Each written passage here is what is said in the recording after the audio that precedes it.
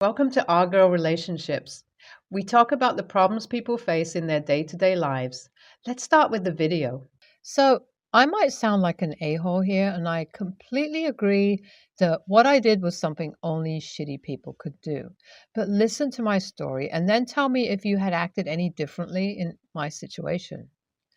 So, my sister was crippled as a child after an accident. I don't want to get into the details of the accident, but because of it, not only her, but my whole family's life changed. She was 5 at the time, and I'm 3 years older than her. I did to some extent understand what she was going through, but no one should expect me to completely forget about my whole life just because my sister isn't able to live hers. But my parents did exactly that. They asked me to give up on everything so that my sister wouldn't feel jealous or sad or lonely. My responsibilities were doubled after she was put in the wheelchair. Both my parents had to work 12-hour jobs as we weren't financially strong enough to afford hospital bills at that time, with only one parent's salary. So it's understandable that neither mom nor dad could quit their jobs. They were also not able to afford a full-time nurse with her physical therapy and other bills. So I was expected to pull my weight and be a responsible brother for my sister. A half-time nurse took care of my sister during the day while I took over after coming back from school. I didn't mind looking after her. In fact, I was happy playing with her or just making her smile.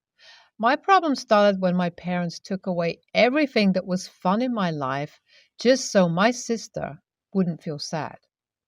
I wasn't allowed to go to an amusement park or on the rides on my birthdays because we couldn't leave my sister at home and take her with me just to make her see me having fun would be too cruel. I also had to stay at home on Fridays and Saturdays while all my friends went out to the movies or arcades. I remember how they'll talk about their weekend activities the next day at school and I'll feel left out. Eventually, they stopped asking me to join them, and even if someone accidentally extended an invitation, I'd have to turn them down. My only friend who knew how miserable my life was because I was essentially living for my sister would visit me at home sometimes and we'd order pizza and watch something. But even he had to stop visiting after a while because my sister, who was 15 at the time, developed a crush on him and it became awkward. After that, I stopped inviting anyone over to my house. It was like I had two lives, one as the caretaker of my sister at home, and second as the quiet, lonely kid at school. It was a horrible experience, and as much as I love my sister, I always despised her, even though it wasn't her fault that I'm stuck in this life. I consoled myself by thinking about the future and my college life. I wanted to go to NYU and pursue a course in mass media. I worked really hard for that and told my parents that I have applied to NYU. At that time, their reaction was neutral. They didn't openly criticize my choice, but also didn't encourage me. They just said that I should explore my options and that I have some good options near home too that I should look into. I have already applied to Berkeley as my third choice near home. I didn't let their unenthusiastic response dim my excitement and worked on my school record. So a while ago, I received my acceptance letter from NYU, and my happiness was beyond anything. Even though I had to spend a lot of time taking care of my sister, I was able to work hard enough to get accepted in such a prestigious uni, and finally, my hard work has paid off. When I told my sister, she was visibly upset, but that was an expected reaction from her. She's stuck in a wheelchair for the rest of her life and had it 100 times harder than me. So I took it as a good sign when she didn't immediately start crying and actually made an effort to smile. What I didn't expect, though, was my parents to be upset about my acceptance. When I told them, my dad breathed out a deep sigh and my mom asked me to sit down. They then told me how they didn't say anything when I applied because they thought there was a chance I might not get in. But now that I have them, they are asking me to give up on my dreams and go to Berkeley because it's only a 2-hour drive away. I told them that it's nothing compared to NYU, but they only said that they need me here. If I go somewhere nearby, I can always come home on weekends and help them out. I was so angry that even now I have to give up on my life for my sister. I wanted to shout that she's their daughter. They should take care of her, but I didn't. Honestly, I felt bad because there was nothing more they could do. They're already under a lot of debt, and it's not like any of us can do anything to change my sister's situation. They were asking for my understanding, and to avoid getting mad at them, I came back to my room. But the more I thought about it, the more upset I got. It didn't seem fair for me to live as a crippled person too, just because my sister can't live her life. It was maddening to think about everything I gave up and still have to give up for her just because we're poor. I felt like my parents don't recognize how much I've sacrificed, even though it's meaningless. So I decided to be petty about the whole situation just to make them see what I actually do. For the next whole week, I did whatever I wanted. I didn't come back from school on time, and when the nurse called my mom, she had to take half a day off to rush home. I asked my friends to come over, and we spent a whole evening just playing games while my sister sulked in the corner because I had told her she couldn't join. On Sunday, I told my parents I was going out to the arcade with my friends and didn't come home until 8 in the evening. By the end of the week, my sister was looking more depressed than ever.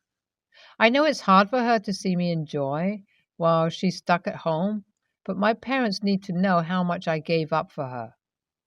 They never had to deal with her bad moods or a depressive episode because I was always there. And now that they're experiencing it firsthand, the whole atmosphere of my house has gone down a notch. And I'm starting to feel a little guilty too.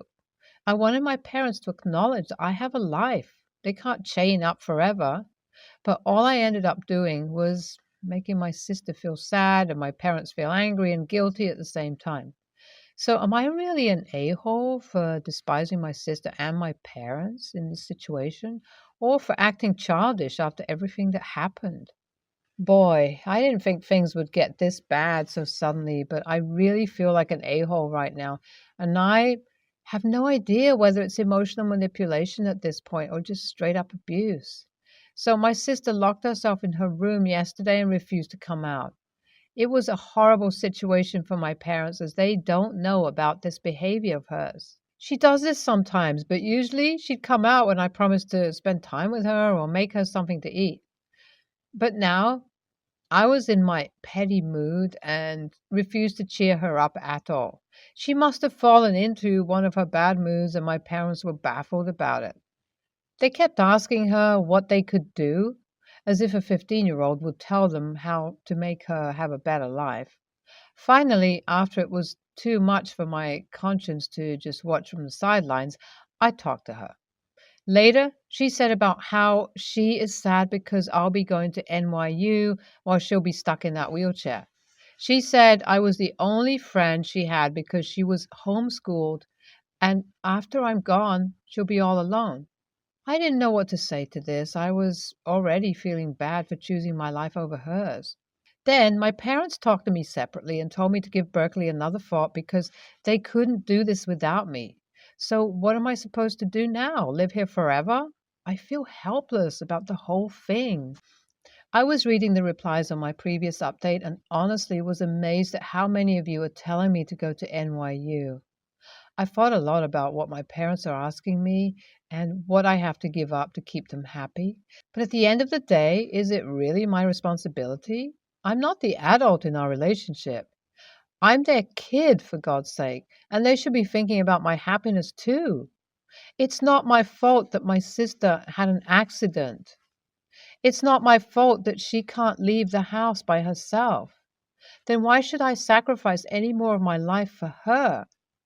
And after I decided that one way or another I'm going to NYU, I told my parents point blank that I've made up my mind. And my mom actually got mad. Like, she started talking about how she raised me better than this and how they are head over heels to pay for my college and are still willing to do it. And they only asked me to choose someplace closer to home, but apparently even that was too much for me.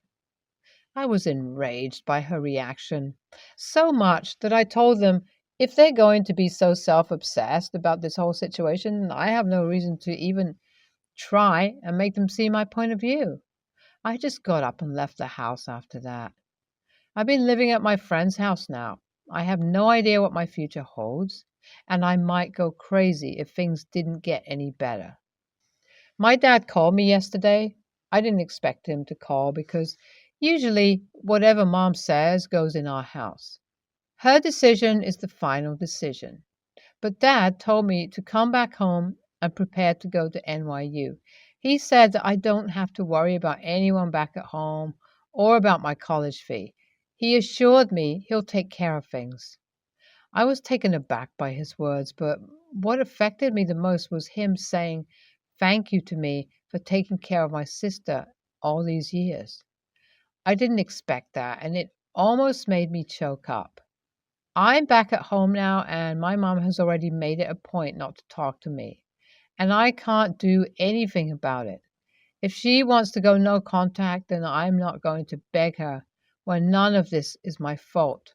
But yeah, that's the situation right now. NTA, you're not the a-hole here. Your parents should have looked into homes that provide special care for disabled children, and you shouldn't have to sacrifice anything as a kid. NTA, any parents that make one kid suffer because their other kid has a miserable life are the real a-holes and shouldn't even be allowed to be parents. I, 35, female, was traveling alone out of town for work and staying at a hotel. I was about to go out for dinner, and once I left the room, a man was in the hallway by what I assume was his room, and he whistled to get my attention and motioned for me to come to him, and I said no. He creeped me out, so I went downstairs as quickly as possible, but the creeper followed me into the lobby, and I figured I'd better not go outside to my car by myself and would ask a staff member to walk me to my car. There was a bit of a line at the front desk, and the lady looked like she was alone and was checking in another guest.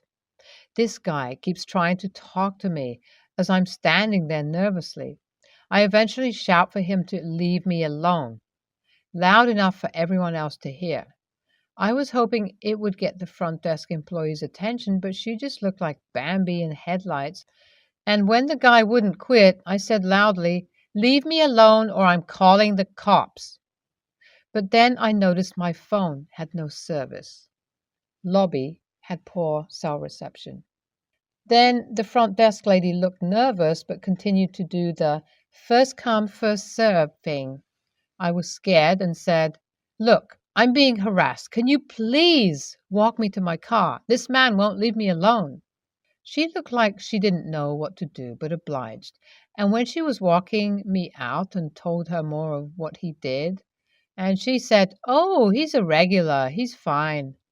I told her this man was scaring me and wouldn't take no for an answer, and I understand other guests were there first, and she was alone, but that should take priority over other people's check-ins.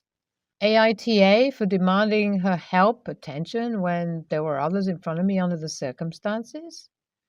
Thanks, everyone, for your feedback. I've read through as much as I can, but I'll answer some of the most common questions. She was not young. She was late 40s, early 50s, but I have no idea if she was new or not. When I went up to her, I asked her if someone, not specifically her, could walk me to my car and whisper to her what was happening because the creep was watching. She did it herself as it appeared no other staff members were at the hotel, and they didn't appear to have readily available security. This was about 7 p.m.-ish. The dinner I was on my way to, a business dinner with my boss and very important clients, so missing it was not an option. These clients were the reason for my travel. I did not have the luxury of waiting possibly hours for the cops to arrive. And I know if I walked to the parking lot alone, the creep would have followed me and done goodness knows what. I'm sure there are definitely things I could have done differently, but I was in flight, fight, survival mode. Hotel was completely sold out, so they couldn't move me. But after the business dinner, I packed my stuff, told my boss the situation, and he accompanied me to my room and waited outside while I packed my stuff and left for another hotel. Front desk lady is definitely the AH here. Being a regular doesn't make him less creepy. It's gross that the employees enable his behavior and let him hang around. I feel badly that you did what you thought was best and got completely shut down for it. You definitely did the right thing, and I'm sorry that woman was not more supportive or helpful. Maybe she's a bit afraid of him herself, so has resorted to leaving him, be instead of kicking him out or making a scene. YTA, I'm a woman. I've traveled alone. I've definitely been in similar harassed and scared before. However, when you walked downstairs and saw a woman walking alone and decided the best course of action was to have her leave the desk, walk you out to the dark parking lot, and then walk back by herself while the creep that you were afraid of is around. If the parking lot was too dangerous for you by yourself, then why would it be safe for her? Yes, she told you he was a regular and fine, but that was after you'd already gotten her outside, and you know women don't always know which guys are fine. You certainly didn't believe her. By calling her Bambi, I'm assuming she was young and not very big, strong looking. By 35, you should know better than to throw another woman under the bus for your safety. In addition, you don't know if she's been told by her manager never to leave the desk unattended at night. You could be putting her job in jeopardy.